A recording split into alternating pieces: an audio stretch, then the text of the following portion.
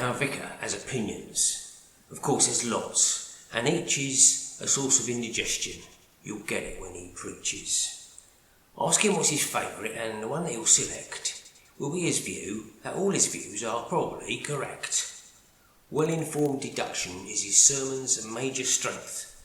On any subject, Vicar can pontificate at length. This week he's chosen suffering.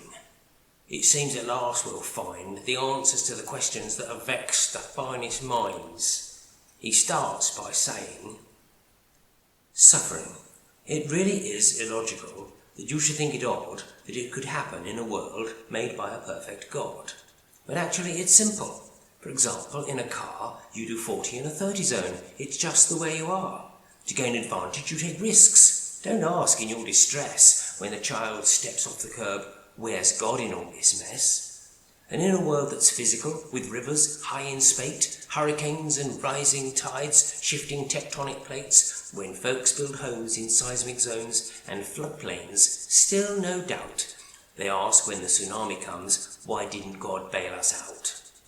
Consider this, what happens if God always intervenes, rolls back the child, holds back the waves, just rewrites all the scenes where drama turns to tragedy? You know that on that basis, we'd just drive at 90 and we'd build in crazier places. To eliminate all suffering, he'd have to clip our wings, we'd never learn to fly, while he'd be prearranging things. So those who think they can be free and pain-free are deluded. And with that summary, the vicar's sermon was concluded. So now the answer, now we know. Our clever vicar found it. He's wrapped it up all neatly and he's tied a ribbon round it. And smiling to himself, he takes his seat, the clever chap. But a recent widow's on her feet and she says, well, that was crap. Last week in that panic attack, you know, I asked you why. I really meant I want him back.